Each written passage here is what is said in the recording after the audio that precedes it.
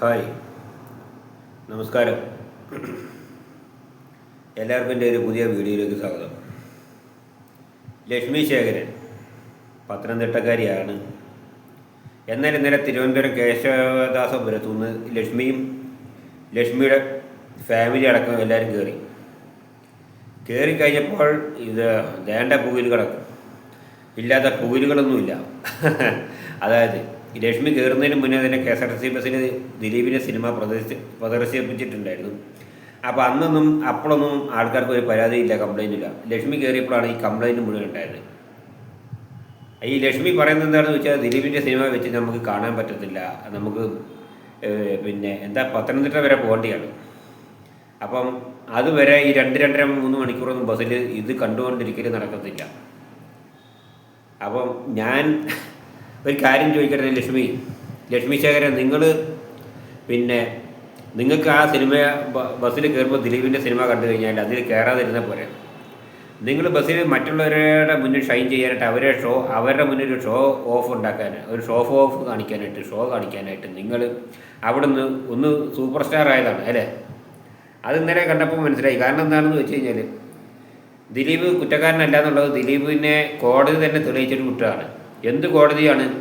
ഇതിലും വലിയ കോടതിയുണ്ട്, ഇത് ചെറിയ കോടതിയാണ്, ഇതിന് മുകളിലോട്ട് കോടതി ഉണ്ടെന്നൊക്കെ നിങ്ങൾ പറയാം. നിങ്ങളാണ് കോടതിയുടെ കാര്യങ്ങൾ, നിങ്ങൾ ജഡ്ജിക്ക് നിങ്ങളാണ് ശമ്പളം കൊടുക്കുന്നത്. ദിലീപ് കുറ്റക്കാരനല്ല എന്ന് തെളിഞ്ഞിട്ടുണ്ട്. അതുകൊണ്ട് തന്നെയാണ് ദിലീപിനെ കോടതി വെറുതെ വിട്ടതിൻ്റെ കാര്യം. മറ്റുള്ള 6 പേരെ വർഷത്തിന് അടക്കം 6 പേരെ ശിക്ഷിച്ചതിൻ്റെ കാര്യം. നിങ്ങൾ ഈ ലോകത്തൊന്നുമല്ല. നിങ്ങൾ ദിലീപിൻ്റെ സിനിമ നിങ്ങൾക്ക് ഇഷ്ടമില്ല എന്നുണ്ടെങ്കിൽ നിങ്ങൾക്ക് കാണണ്ട, നിങ്ങളാ ബസ്സിൽ കയറണ്ട. നിങ്ങൾ മറ്റുള്ള യാത്രക്കാരെ കൂടി അത് തമ്മിലടിപ്പിക്കാനായിട്ടുള്ള ഒരു ഏർപ്പാട് എന്തിനാണ് നിങ്ങൾ ഉണ്ടാക്കുന്നതാണ്? നിങ്ങളുടെ മകൻ പറഞ്ഞു.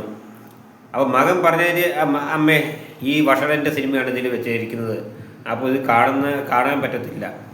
അപ്പം മകൻ പറഞ്ഞതിന് ശേഷമാണ് നിങ്ങൾ സിനിമ കാണണ്ടെന്ന് വെച്ചത്.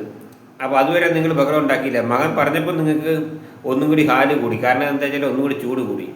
അപ്പോൾ നിങ്ങൾക്കൊന്ന് അവിടെ ഒന്ന് ഷൈൻ ചെയ്യണം അല്ലേ? നിങ്ങളിപ്പോൾ ഇന്ന് വാർത്താമാധ്യമത്തിന് മുന്നിലൊക്കെ നിങ്ങൾ വലിയ സ്റ്റാറായി എന്നുള്ളതൊക്കെ മനസ്സിലായി. പിന്നെ ഞാൻ പറയട്ടെ, ദിലീപ് പരിശുദ്ധരാണെന്നൊന്നും ഞാൻ പറഞ്ഞില്ല. ദിലീപ് കുറ്റക്കാരനല്ല എന്നുണ്ടെങ്കിൽ ദിലീപിന് ശിക്ഷിക്കേണ്ട കാര്യമൊന്നുമില്ല. മറ്റ് 6 പേർക്ക് ഇപ്പോൾ ശിക്ഷയുണ്ട്. അപ്പോൾ ഞാൻ പറയട്ടെ, നിങ്ങളുടെ ഒരു ഫാമിലിയിൽ ഒരാളാണെന്നെങ്കിൽ ഈ ലക്ഷ്മി ശേഖരനോടാണ് എനിക്ക് ചോദിക്കേണ്ടത്. നിങ്ങളുടെ ഫാമിലിയിൽ ഒരാൾ, അല്ലെങ്കിൽ നിങ്ങളുടെ കൂട്ടുകാരെങ്കിലും ഇതുപോലെ ഒരു ഇതുപോലെയല്ല എന്തെങ്കിലും ഒരു പ്രശ്നത്തിൽ അകപ്പെട്ട് കഴിഞ്ഞാൽ കോടതി അവരെ കണ്ടെത്തി ശിക്ഷിക്കാൻ ഉത്തരവിടുമ്പോൾ കോടതി തന്നെ അവരെ തെളിയിക്കുകയാണ്. ഇപ്പോൾ ആ സത്യം തെളിയിക്കുകയാണ്. അവരല്ല ചെയ്തത്, വേറെ ആൾക്കാരാണ്, അവർ നിരപരാധികളാണെന്ന് തെളിഞ്ഞു കഴിഞ്ഞാൽ നിങ്ങളെന്ത് ചെയ്യും? ഈ ദിലീപിൻ്റെ അതേ നിലപാട് നിങ്ങൾ സ്വീകരിക്കുമോ? അവനവന് വരുമ്പോൾ അറിയാം അവനവൻ്റെ വിവരം, അപ്പോൾ സ്വഭാവം എന്താണെന്നുള്ളത് മനസ്സിലായല്ലോ. ഇതിനു മുമ്പ് ചില ചാനലുകളിൽ, ഈ മലയാള ചാനലുകൾ, ഈ ചാനലിൻ്റെ പേരൊന്നും ഞാൻ ഒന്നും പറയുന്നില്ല, അത് പറയാതെ തന്നെ ഒരുമാതിരിപ്പെട്ടവർക്കൊക്കെ അറിയാം. ഇങ്ങനെ പെണ്ണ് കേസിൽ, ഇതേപോലെ പെണ്ണ് പിടിച്ച കേസിൽ ഇതുപോലെ റിമാൻഡിൽ പോയി ജയിലിലായി, അതുപോലെ അവിടുന്ന് സ്റ്റേഷനിൽ നിന്നൊക്കെ കേസായി, വലിയ ജഗപുക ഭയങ്കര ആയിരുന്നു. അതിന് ശേഷം ഇങ്ങേര് പുറത്തിറങ്ങിയിട്ട് മറ്റുള്ളവരെ വിമർശിക്കുകയാണ്.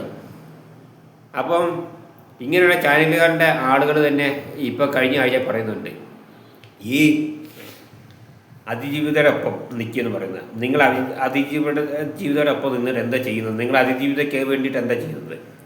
ലക്ഷ്മി ശേഖരടക്കം ഈ ചാനലുകാരും എല്ലാവരും കൂടി അറിയാനാണ് പറയുന്നത്. അന്ന് ഈ ചാനലിലെ മറ്റുള്ള റിപ്പോർട്ടർമാർ ആരുടെ ഒപ്പമാണ് നിന്നത്? അതിജീവിതയുടെ ഒപ്പമാണോ? അല്ലല്ലോ. അതുപോലെ തന്നെ വേടൻ്റെ കാര്യം.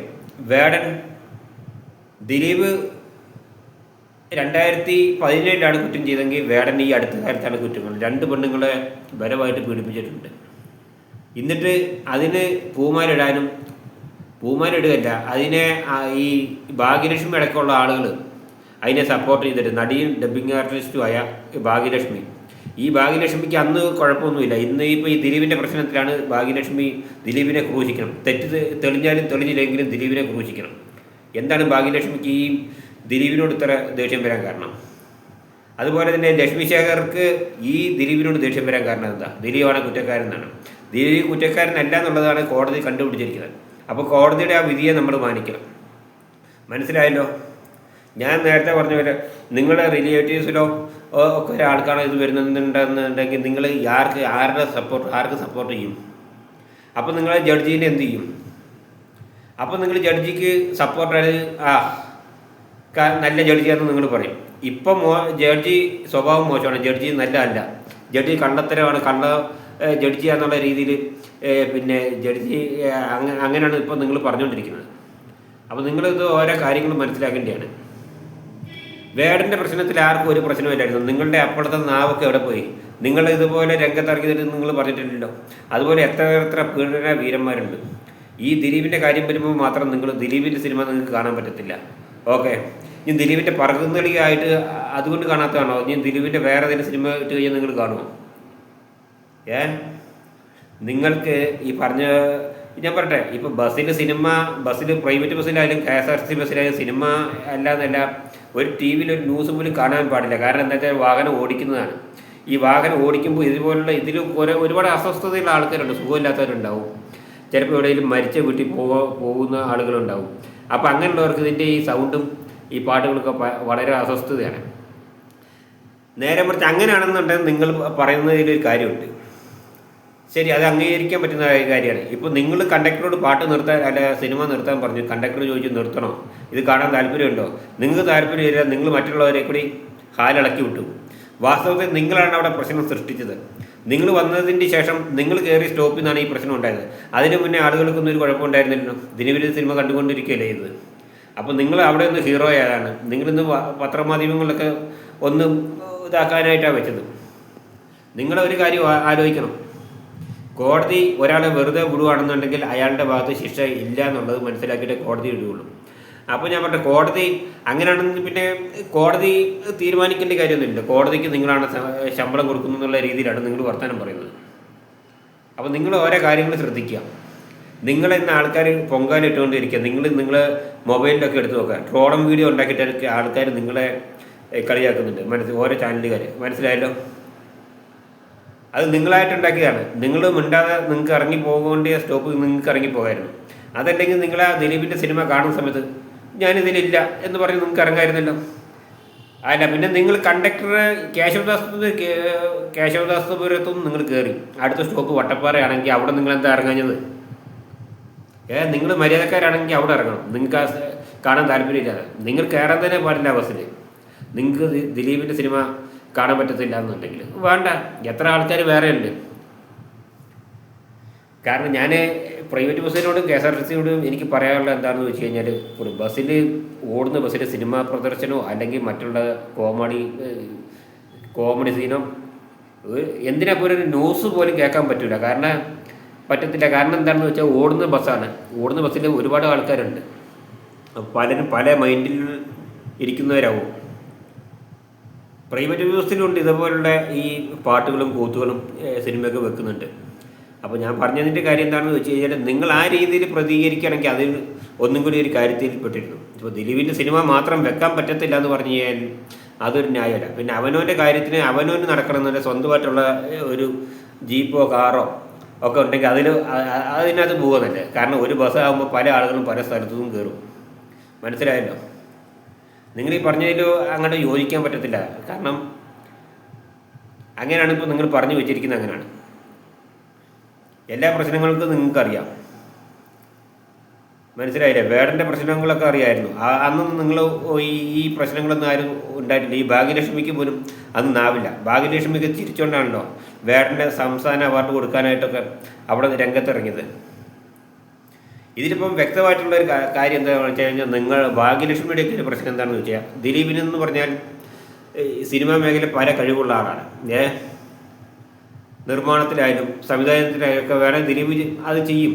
അഭിനയത്തിലും ഒക്കെ ദിലീപിനെ മാറ്റി നിർത്താൻ പറ്റത്തില്ല. അതുകൊണ്ട് തന്നെ ഭാഗ്യലക്ഷ്മിക്ക് പഴയ പോലെ ഇപ്പോൾ സിനിമയിലൊന്നും വലിയ ചാൻസ് ഒന്നും കിട്ടുന്നില്ല. അതിൻ്റെ പേര് ദിലീപിനോട് അസൂയ. അപ്പോൾ ദിലീപിനെ ക്രൂശിക്കണം. പണ്ട് യേശുക്രിസ്തുവിനെ ക്രൂശിക്കാൻ കൊണ്ടുപോയ പോലെ അന്നത്തെ പൗരപ്രമാണികളും പട്ടാളക്കാരൊക്കെ അവനെ ക്രൂശിക്കണേ എന്ന് പറഞ്ഞ് വിളിച്ചില്ലേ എന്ന് പറഞ്ഞ പോലെയാണ് ഇപ്പം ദിലീപിൻ്റെ കാര്യം. ദിലീപിൻ്റെ ഉള്ള മറ്റുള്ള ന്യൂസുകളൊക്കെ നമുക്ക് പിന്നീട് അതിനെപ്പറ്റി നമുക്ക് പിന്നീട് നോക്കാം.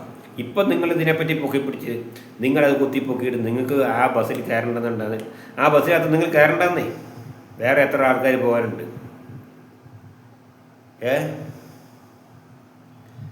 അപ്പോൾ എന്താ വെച്ചാൽ അത് വേടൻ്റെ കാര്യത്തിൽ ഒരു നിയമം, ദിലീപിൻ്റെ കാര്യത്തിൽ വേറൊരു നിയമം. ഈ വേടൻ്റെ കാര്യത്തിലൊന്നും ഒരു പ്രശ്നവുമില്ല. അപ്പോൾ ഇത് ഒരുതരം ഇരട്ടത്താപ്പ് നയമാണ്. ദിലീപിനെ മാത്രം ക്രൂശിക്കുക, ആ വേടനെ പോലുള്ളവരെ വേടനെ വെറുതെ വിടുക. പീഡനവീരന്മാർ വേറെ ഉണ്ട്. ഇപ്പം വേടൻ്റെ കാര്യം ഞാൻ എടുത്തു പറഞ്ഞതാണ്. വേടനിപ്പം TV ഷോയും പാട്ട് ഷോയും അതുപോലെയൊക്കെ നടത്തുന്നുണ്ട്. അപ്പോൾ എന്നാൽ ഈ ലക്ഷ്മി ശേഖർക്ക് ഒരു കാര്യം പറയാമല്ലോ, ഈ വേടനും പീഡനവീരത്തിൽ ഈ പീഡന പ്രശ്നത്തിൽ പെട്ട ആളാണ്.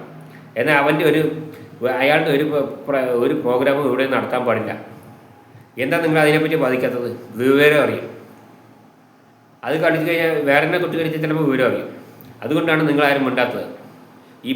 ഈ ഭാഗ്യലക്ഷ്മി അടക്കം മിണ്ടാത്തതിൻ്റെ കാര്യം അതാണ്. ദിലീപ് ഇപ്പം ഒറിജിനലായിട്ട് കുറ്റാരോപിതനായിട്ട് 7 കൊല്ലം 8 കൊല്ലമായിട്ട് ദിലീപ് ഈ ഒരു പ്രശ്നത്തിൽ പെട്ട് നടക്കുകയാണ്. അതുകൊണ്ടാണ് നിങ്ങൾ ദിലീപിനെ ഇങ്ങനെ ക്രൂശിക്കുന്നത്. മനസ്സിലായല്ലോ? മറ്റുള്ളവരൊക്കെ ചിലപ്പോൾ പറഞ്ഞു കഴിഞ്ഞാൽ വിവരം അറിയും.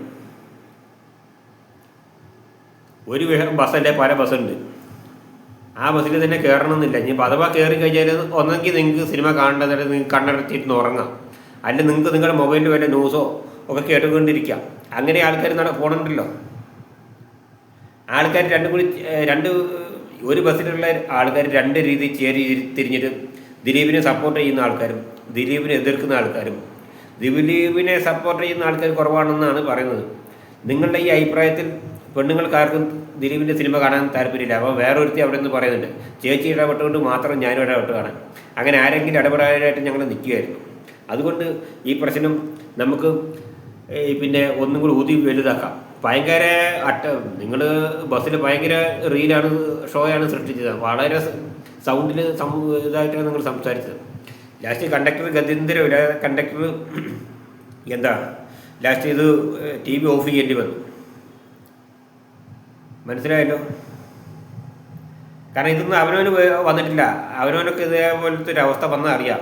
അപ്പോൾ നിങ്ങൾ കോടതിനെ എങ്ങനെ കാണുന്നുള്ളത്, അപ്പോൾ നിങ്ങൾ പറയുന്നത് കോടതി നല്ലതാണെന്ന് പറയും. നിങ്ങളുടെ ഒരാളാണ് ഇങ്ങനെ പുറത്ത് ജയമോചനായിട്ട് പോരുവാണെങ്കിൽ, ശിക്ഷയൊന്നും കിട്ടാതെ പോരുവാണെന്നുണ്ടെങ്കിൽ നിങ്ങളപ്പോൾ കോടതി നല്ലതെന്ന് പറയും. ഇപ്പോൾ നിങ്ങൾ കോടതി മോശമാണെന്നേ പറയുള്ളൂ. ഈ തരത്തിനൊപ്പിച്ചുള്ള വർത്തമാനം. കാരണം വെച്ചാൽ താത്തിക്കെട്ടിയുള്ള വർത്തമാനങ്ങളൊക്കെ നിങ്ങൾ നല്ല ഈ ഒരുപാട് ആളുകൾക്കുള്ള ഒരു സ്വഭാവമാണ്. മനസ്സിലായില്ലേ? അതുകൊണ്ട് ദിലീപ് എന്നല്ല ആരായാലും കോടതി കുറ്റമില്ലാതെ വിട്ടു കഴിഞ്ഞാൽ അവൻ കുറ്റക്കാരനല്ല. നേരെ മറിച്ച് കോടതി കുറ്റക്കാരനാണെന്ന് കണ്ടു കഴിഞ്ഞാൽ അവൻ കുറ്റക്കാരനാണ്. അതിനുള്ള തക്കതായ ശിക്ഷ കിട്ടും. പൾസുറുസ്തുനി അടക്കം 6ഓളം പ്രതികൾ ഇപ്പം നിലവിലെ ശിക്ഷയിലാണ്. മനസ്സിലായില്ല? പിന്നെ ബാക്കിയുള്ള കാര്യങ്ങളൊക്കെ പിന്നെ തീരുമാനിക്കാം. വെറുതെ ബസ്സിൽ കിടന്നൊരു റീൽ ഉണ്ടാക്കുക, മറ്റുള്ള യാത്രക്കാരുമായിട്ട് പിന്നെ അതിന് ഒരു പ്രശ്നം ഉണ്ടാക്കുക. നിസാര ഏതൊരു സിനിമ ദിലീപിൻ്റെ അല്ല ആരുടെ ആയിക്കോട്ടെ, പക്ഷേ നിങ്ങൾ ഈ പറഞ്ഞത് യോജിക്കാം. എങ്ങനെയാണെന്നറിയോ? നിങ്ങൾ പറഞ്ഞ രീതിയിൽ മറ്റുള്ള രീതിയിലൊക്കെ ആണെന്നുണ്ടെങ്കിൽ ഒരു ഓടുന്ന വണ്ടിയിൽ ഒരിക്കലും പാട്ട് വെക്കാൻ പാടില്ല. അപ്പോൾ സ്വന്തമായിട്ടുള്ള വണ്ടിയിലാണെന്നുണ്ടെങ്കിലും പാട്ട് വെച്ച് പോകുന്ന ഡേഞ്ചർ തന്നെയാണ്. ഓട്ടോറിക്ഷ ആയാലും കാറായാലും ജീപ്പായാലും ഒക്കെ നമ്മൾ പാട്ട് വെച്ച് പോകുന്നത് ഡേഞ്ചർ തന്നെയാണ്. ബസ്സിലും ഒക്കെ ചെയ്ത് കഴിഞ്ഞാൽ അത് കർശനമായിട്ടുള്ള ശിക്ഷയാണ്. അതിന് ഫൈനൊക്കെ അടയ്ക്കുകയും ചിലപ്പോൾ പോലീസുകാരോ ആർട്ടിയൊക്കെ ഇടപെട്ട് കഴിഞ്ഞാൽ അത് ഫൈനൊക്കെ ചിലപ്പോൾ അടയ്ക്കേണ്ടി വരും. അതൊക്കെ സംഭവമൊക്കെ. പക്ഷേ ഈ ഒരു പ്രശ്നത്തിനായിട്ട് ബസ്സിൽ കയറിയിട്ട് മറ്റുള്ള ബസ്സുകാരെ അറിയിച്ച് എന്തിനാണ് അതിൻ്റെ ആവശ്യം? എന്താ? അവനവന് പറ്റത്തില്ലെങ്കിൽ പറ്റത്തില്ല, ഇറങ്ങി ആ ബസ്സിൽ നിന്ന് പോരുക. കുടുംബമായിട്ട് കയറി ഇനി എങ്ങനെ ഇറങ്ങുന്നതെന്നുള്ള കണക്കൂട്ടിലിരുന്ന് കഴിഞ്ഞാൽ ഇറങ്ങാൻ പറ്റത്തില്ല. അപ്പോൾ ചിലപ്പോൾ ബസ്സിൽ പലതും കാണേണ്ടി വരും. ചിലപ്പോൾ ഹിന്ദി പടമാവും, ചിലപ്പം പിന്നെ തമിഴ് പടമാവും.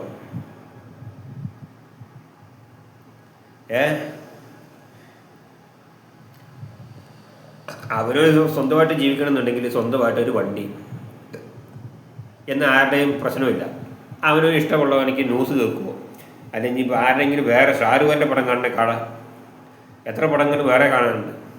ആ ബസ്സിനകത്താകുമ്പം ഞാൻ പലപ്പോഴും ബസ്സിൽ പോകണം, പല ബസ്സിനും പല രീതിയിലുള്ള പാട്ടുകളും സിനിമകളും ഉണ്ട്. പിന്നെ ബസ്സിൽ പാട്ട് വെക്കുന്നതിന് എതിർക്കാം. ബസ്സിൽ നിന്ന് ഒരാൾ തെറിച്ച് വീഴുകയോ അല്ലെങ്കിൽ കയറുന്നതിന് മുന്നേ നമ്മൾ ബസ്സിൽ നിന്ന് ഡോറും അടയ്ക്കാതെ വിടുകയൊക്കെ ആൾ തെറിച്ച് വീഴുകയൊക്കെ ചെയ്ത് കഴിഞ്ഞാൽ ഇറങ്ങുമ്പോഴും കയറുമ്പോഴൊക്കെ അങ്ങനെ അപകടങ്ങൾ ഉണ്ടായി കഴിഞ്ഞാൽ നമുക്ക് വാദിക്കാം.